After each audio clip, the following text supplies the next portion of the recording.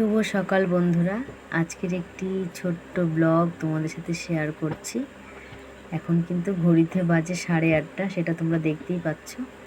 হয়েছে কি, মেয়েরা সকাল সকাল ঘুম থেকে উঠে সাইকেল নিয়ে চলে গেছে মায়ের বাড়ি, মানে আমার বাপের বাড়িতে। বরমশাই কাজে চলে গেছেন, আর আমি উঠে বাথরুম থেকে এসে ফ্রেশ হয়ে চলে এসেছি আবার বিছানা তুলতে। তারপর দেখো বাড়িতে তো কেউ নেই, দুই মেয়ে চলে গেছে মায়ের কাছে, বরমশাই কাজে।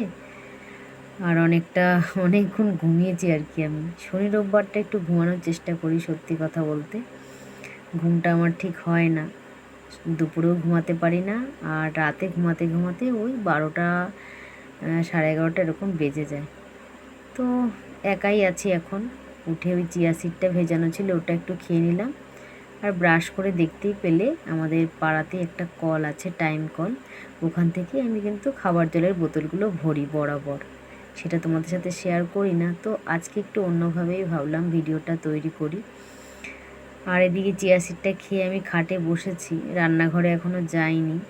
তো দেবনাথবাবু চলে এসেছে, বড়মশাই এসেও গাড়িটাকে এখানে আর কি পার্ক করছে, এখানেই থাকে গাড়িটা। নিয়ে এসেছে 2 টাকা দামের চপ, দেখেছো কত সুন্দর। তো 2 টাকা দামের ছোটো ছোটো চপ এখানে পাওয়া যায় না, কোথা থেকে যেন এনেছে বেশ। তো আর এক প্যাকেট চানাচুর আমার বাবা দিয়ে গেছিলো, তো সেই চানাচুরটা কিন্তু প্যাকেটে ঢেলে নিচ্ছি। 2 টাকার চপ, এদিকে চানাচুর, কি খাওয়ার মানে মন্তব্য করছি সেটা তোমরা একটু পরে দেখতেই পাবে। ঘড়িতে দেখো 10:30 বাজে, এখনও কিন্তু রান্না বসায়নি। মেয়েরা যে নেই, রান্নার তাড়াহুড়োও নেই।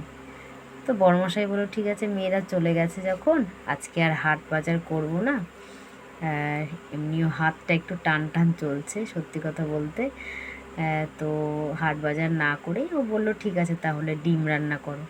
তো ডিমটা রান্নাঘরে সেদ্ধ বসিয়ে কালকের না কিছু ভাত ছিল, তো বললাম ঠিক আছে তুমি ভাতটা মাখো, আমিও 2-4 গাল খেয়ে নেব।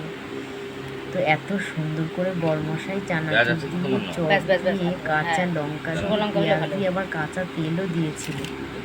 এত টেস্ট করে মাখিয়েছিল কি বলবো, দারুণ খেলাম জানো তো।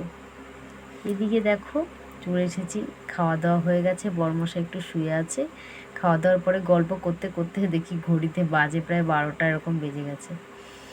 তো চলে এসেছি রান্নাঘরে, ডিমটা তো সেদ্ধ হয়েই গেছে, চটপট করে রান্নাটা তো সেরে নিতে হবে। মাথায় তেল দেওয়া আছে, কিন্তু গতকাল রাতে তেল দিয়েছিলাম, তো আজকে শ্যাম্পু করে নেবো ক্ষণে।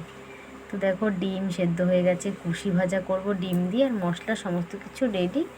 একদম ঝটাফট রান্নাটা কিন্তু সেরে নিই, ঠিক আছে? তারপর তোমাদের রান্নাটা দেখাই কেমন। তো দেখো রান্নাটা আর বেশি দেখালাম না।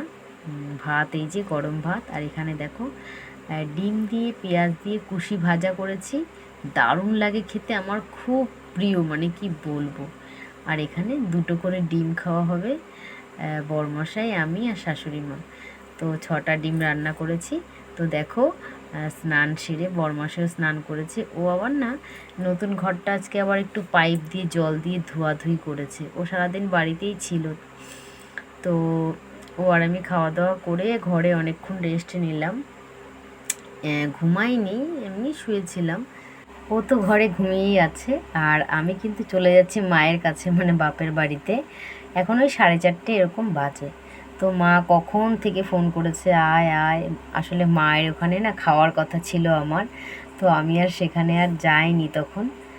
তো হেঁটে হেঁটেই যাচ্ছি মায়ের কাছে। এই যে মেয়েরা কিন্তু সাইকেল নিয়ে সকালবেলায় চলে এসছে, আর গিয়ে দেখছি কোথা থেকে কাশফুল নিয়ে এসছে।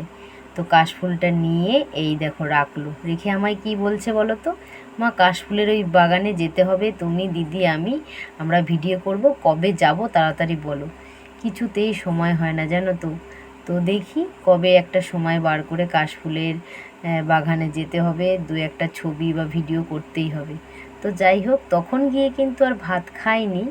রাত 8টা যখন বাজে তখন মায়ের কাছে ভাতটা খেয়ে নিলাম, উচ্ছে ভাজা, মাছ ভাজা, মাংস, ডাল দিয়ে খেয়ে 2 মেয়েকে নিয়ে বাড়ি চলে এসেছি। তো আজকের দিনটা কিন্তু আমার এইভাবেই কেটে গেল। কেমন লাগলো অবশ্যই জানিও। সবাই ভালো থেকো, টাটা।